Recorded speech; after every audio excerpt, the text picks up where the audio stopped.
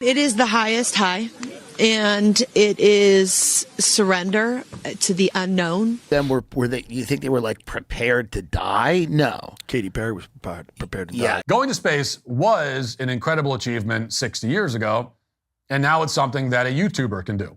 Because it's not really going to space. There's no captain. There's no pilot. Right. There's nobody going. Exactamundo. All the above. So you'll have to do something a little bit more than a suborbital flight at the edge of space, because literally hundreds of people have already done that. The problem is that the hatch is not a real hatch like a spaceship. Or officially an astronaut. Thank you so much. How do you feel? I feel super connected to love. So we went from one small step for man to putting the ass in astronaut. It was supposed to be a powerful moment for women, but instead, the internet exploded in laughter, and not in a good way. Katy Perry, Gail King, Lauren Sanchez, and a few other well-known women had just returned from a short trip to space. It lasted only 10 minutes, but they treated it like they had just saved the world. Katy Perry even kissed the ground when she landed. Cameras were everywhere. The moment went viral, but not how they hoped. People didn't cheer, they cringed. Some viewers called it inspiring. Others said it felt fake. Many said it was a rich person roller coaster ride that tried to look like something bigger. Katy Perry talked about healing and love. Gail King begged people not to call it a ride. Oprah Winfrey cried watching the launch. It was supposed to be history. Instead, it became a meme. But let's rewind for a second. Space used to be something serious.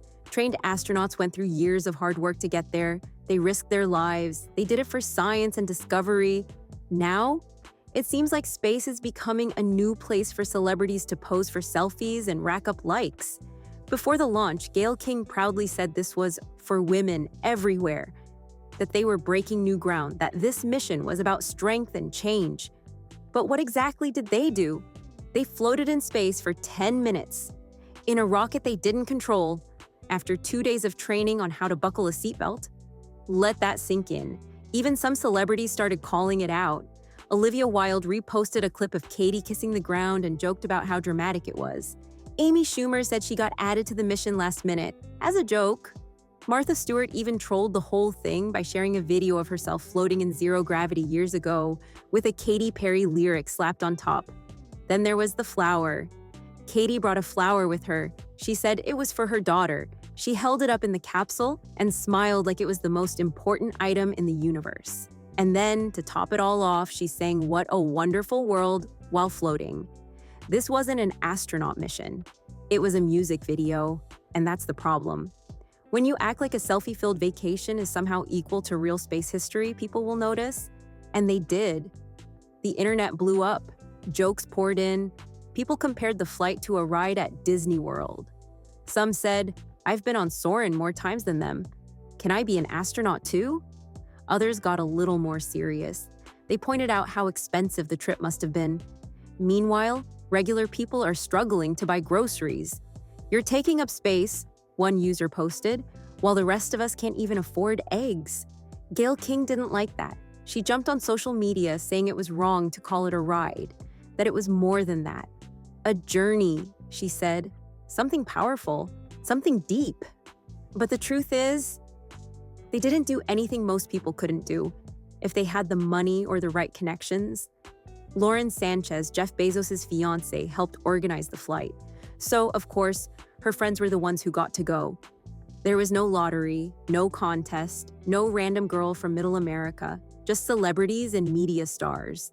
And they acted like they were heroes. Let's be clear, the ship was fully controlled from the ground. No one on board was piloting. They weren't running tests or doing experiments. They weren't exploring new frontiers. They floated. They looked pretty. They smiled for the cameras. And then they came back. Still, they tried to spin it into something big. Lauren Sanchez talked about girl power. Katy Perry said she felt connected to love and the earth. Gail King scolded anyone who questioned them. And this upset people even more.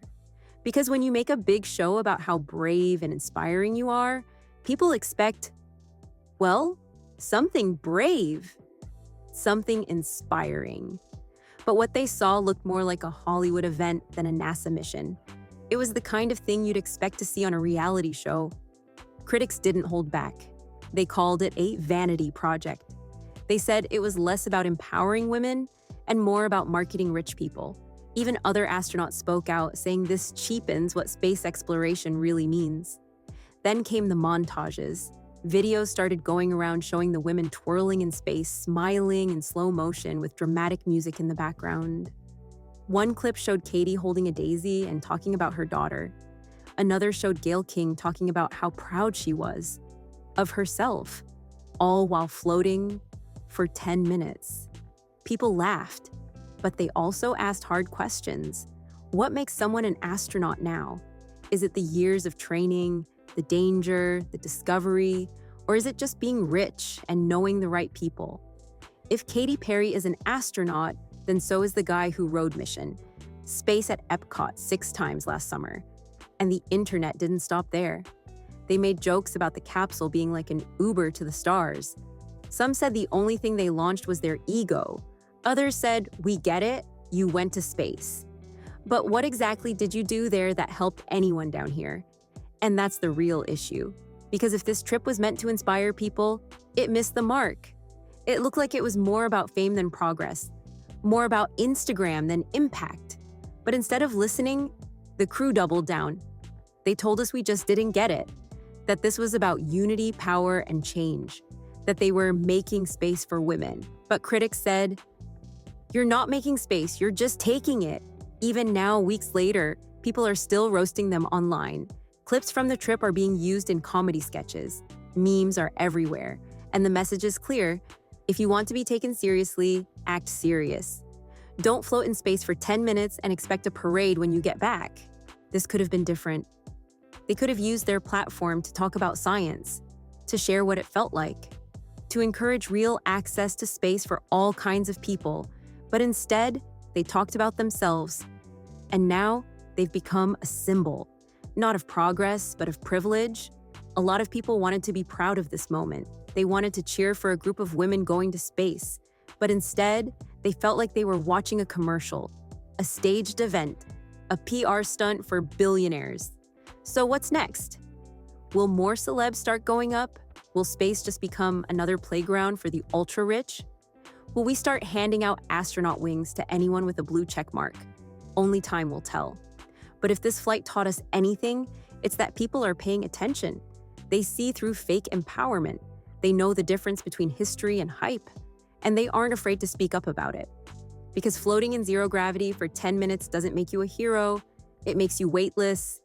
And the internet? It's not weightless at all. It hits hard. Just ask Katy.